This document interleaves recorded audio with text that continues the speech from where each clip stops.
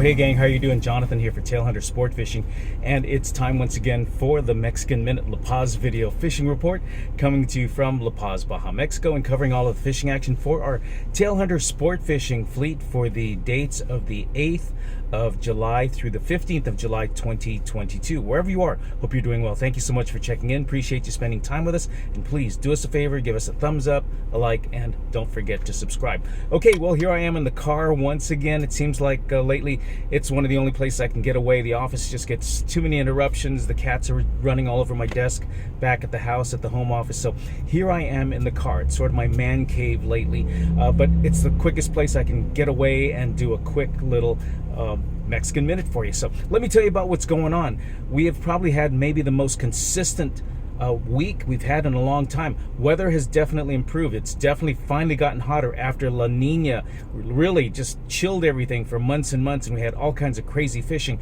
This past week we had the typical summertime, get that, underline, summertime type weather, where we had temperatures into the high 90s, low hundreds, humidity is up, waters got warm, and the fish are biting. Listen, if you've been watching my fishing reports for the last couple of months, you know that we've had very, very cold water, cool weather, and we've had a cold weather bite. I mean, we've had fish like Pargo, Cabria, Amberjack, Sierra, and Yellowtail. Probably the best yellowtail fishing I've seen in the 30 years we've been down here. Just a spectacular yellowtail season that is normally done by April. Well, it continued on into July. So listen, if you're coming down to catch yellowtail, I got to tell you, I think finally the yellowtail season's over, because the Dorado have finally moved in. Last week we had a great Dorado bite, and I was kind of hesitant to say that the Dorado season has finally started. We've been waiting and waiting for the Dorado to come into our waters.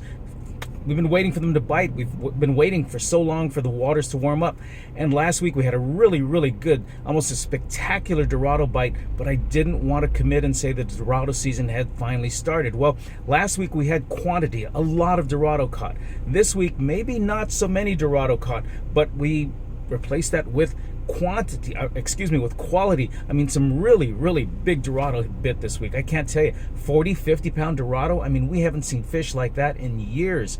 Take a look at some of these photos at the end, at the fishing gallery that I have at the end of our fishing video here. And listen, you won't believe some of the size of some of these fish, and 2, 3, 4 fish per boat, and these are all quality fish, as small as maybe 30 pounds, as big as 40 or 50 pounds. That is literally unheard of lately in our waters. We haven't seen this kind of quality of Dorado fishing in many, many years. Also, in addition to these Dorado that have moved in, we are also seeing a better bite on the billfish, sailfish, and marlin. Again, last week we started to get a few. We haven't had many all year. By this time we should be deep into the billfish season.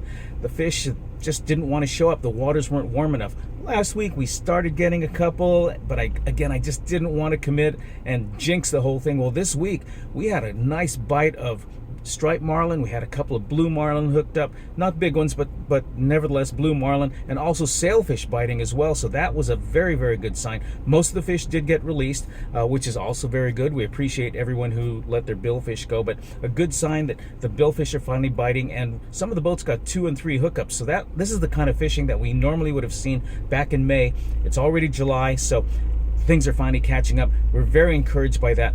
If you're coming down to catch rooster fish, they're still here. I don't know how long these big rooster fish are going to stay with us, but we still got 20 to 60 pound fish running around. If you really want a rooster fish, there's still that opportunity, but like I say, I don't know how much longer they're going to be around. It is a little late for them to be here, but as far as this last week was concerned, if you wanted a rooster fish, there's a great opportunity to catch one. Other species we're catching, still getting some Pargo, still getting some Cabria, still some Amberjack around, still some very, very big rainbow runners. And now these are baby yellowtail basically, and again, these are cold water fish, so it tells me there's still some cool water around, but we did have some of those in the counts. Lots of bonita, a lot of Jack Crevalle. So overall, a lot of action. Not as many species and variety as we had in the past when the waters were colder, but with this warmer water, I'm very encouraged that maybe we're going to start seeing some wahoo. We're going to see more billfish, more marlin, and more sailfish.